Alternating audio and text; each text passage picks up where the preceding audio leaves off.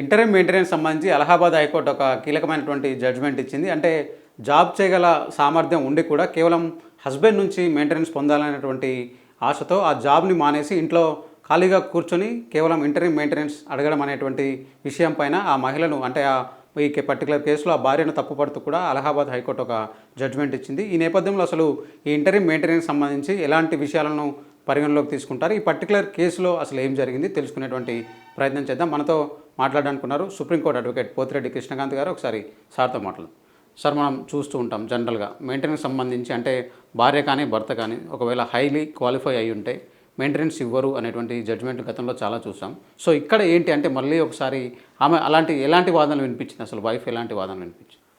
శ్రవణ్ గారు, ఇవాళ రోజు మనం చూసుకుంటే ఇది అలహాబాద్ హైకోర్టు ఏదైతే ఒక గొప్ప జడ్జ్మెంట్ ఇచ్చిందో దీని యొక్క సారాంశం ఏంటంటే ఇది ఒక ఇంటరిమ్ మెయింటెనెన్స్ గురించి సంబంధించిన ఒక కేసు ఇది. ఇందులో కింద లోవర్ కోర్టులో ఇద్దరు భార్యాభర్తలు, ఇద్దరు డాక్టర్సే, వెల్ క్వాలిఫైడ్ ప్రొఫెషనల్స్ వాళ్ళు. సో ఇక్కడ ఏమైందంటే ఆ భార్యాభర్తలకు ఏదో మనస్పర్ధలు వచ్చి ఒక డివోర్స్ కేసు భర్త ఫైల్ చేయడం జరిగింది.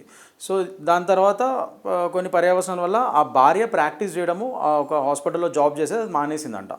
సో భర్తగా కింద ఇంటరిమ్ మెయింటెనెన్స్ అయితే ఇవ్వాలి అని చెప్పి కింద ఫ్యామిలీ కోర్టు ఖచ్చితంగా ముగ్గురు పిల్లలు అంట వాళ్ళకి. సో డెఫినెట్గా 100% భార్య జాబ్ చేసినా చేయకపోయినా భర్తకు మాత్రం పిల్లలకి మెయింటెనెన్స్ ఇచ్చే ఒక చట్టం మాత్రం మన దేశంలో ఖచ్చితంగా ఉంది. So being a father you have to pay the maintenance. So ఆ విధంగానే కింద ఫ్యామిలీ కోర్టు పిల్లలు ఆ ముగ్గురు పిల్లలకి నెలకి 60,000 ఇంటరిమ్ మెయింటెనెన్స్ అయితే ఇవ్వాలని చెప్పి ఆ భర్తకు ఆదేశించడం జరిగింది. కానీ భార్యకు మాత్రం as she is a well qualified professional, ఒక మెడికల్ ప్రొఫెషనల్, ఒక మెడికల్ ప్రాక్టీషనర్ కాబట్టి ఆమె కాళ్ళ మీద ఆమె నిలబడే ఒక అన్ని సామర్థ్యాలు ఉన్నాయి కాబట్టి ఆమెకు మాత్రం ఇంటరిమ్ మెయింటెనెన్స్. అంటే ఇక్కడ ఏంటంటే మన section 24 and 26 of Hindu marriage act ఏం చెప్తుందంటే శ్రవణ్ గారు, హిందూ మ్యారేజ్ యాక్ట్ సెక్షన్ 24 ఏంటంటే ఇట్స్ మెయింటెనెన్స్ పెండెంటే అంటాం మనం. అంటే ఏంటంటే ఒక ఇంటరిమ్ మెయింటెనెన్స్ అంటే ఈ యొక్క కేసు డివోర్స్ కేసు మొత్తం పూర్తయ్యేంత వరకు ఆమెకి నెల మెయింటెనెన్స్ వచ్చే విధంగా అది section 24 of Hindu marriage act చెప్తుంది. At the same time section 26 of Hindu marriage act ఏం చెప్తుంది అంటే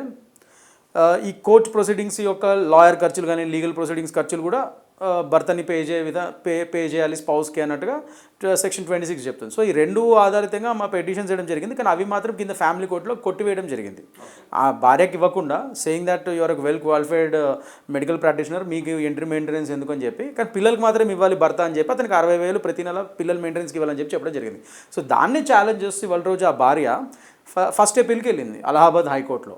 అక్కడ అలహాబాద్ హైకోర్టులో డివిజన్ బెంచ్ ఈ కింద కోర్టు ఇచ్చిన ఒక ఆర్డర్ని క్లియర్గా చూసి దాన్ని అపహెల్డ్ చేస్తూ అంటే దాన్ని ఒప్పుకుంటూ దాని మీద పూర్తిగా ఏకీభవిస్తూ వాళ్ళు ఏం చెప్పారంటే హైకోర్టు వారు ఒక మెయింటెనెన్స్ ఉద్దేశం ఏంటంటే భార్యలు ఖాళీగా కూర్చోమని కాదు, మీరు ఒకళ్ళు వెల్ క్వాలిఫైడ్, మీ కాళ్ళ మీద మీరు నిలబడే సామర్థ్యం ఉన్నప్పుడు, మీకు అంత ఎక్స్పర్టీస్ ఉన్నప్పుడు, స్కిల్ ఉన్నప్పుడు, మీరు ఒక మెడికల్ ప్రాక్టీషనర్ అయ్యండి మీరు ఇలా ఇంటరిమ్ మెయింటెనెన్స్ అడగడం భావ్యం కాదు.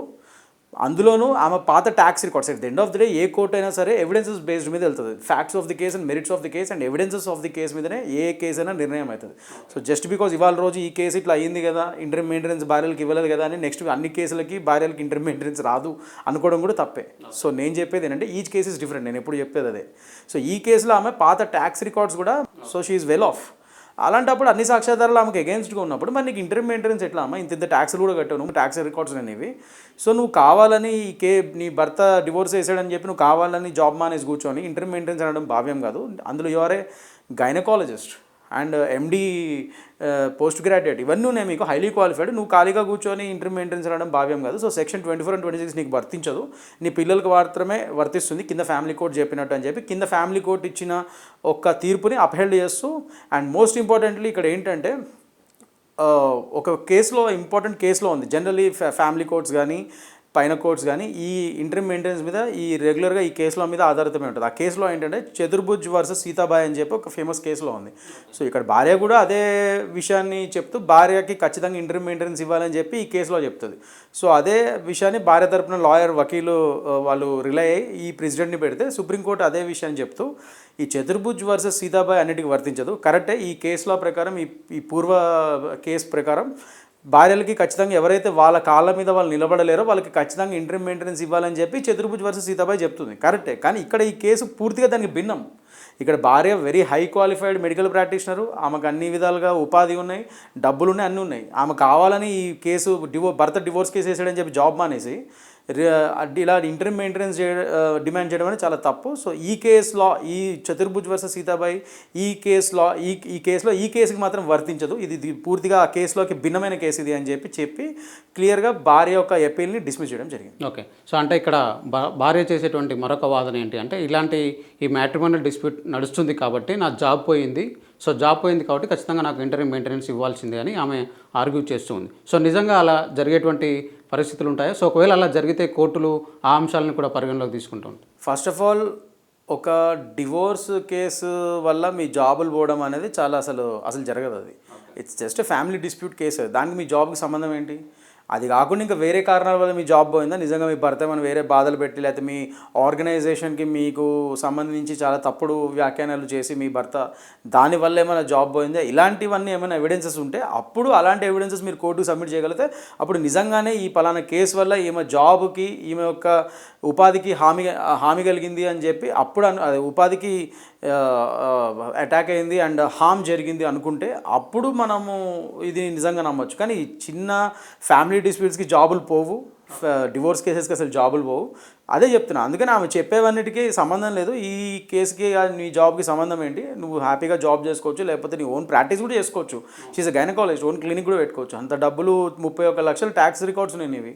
సో మీరు అన్ని విధాలుగా మీ కాలం మీద మీరు నిలబడే విధంగా మీరు హైలీ క్వాలిఫైడ్, సో మీరు ఇంటర్మ్ మెయింటెనెన్స్ అడగకూడదు అని చెప్పి 100% ఇది డిస్మిస్ అవ్వాల్సిన అపీల్ అని చెప్పి డిస్మిస్ చేస్తారు. Right, thank you. జర్నలిస్ట్ వెంకట్తో శ్రవణ్, ఏబిఎన్ ఆంధ్రజ్యోతి, హైదరాబాద్.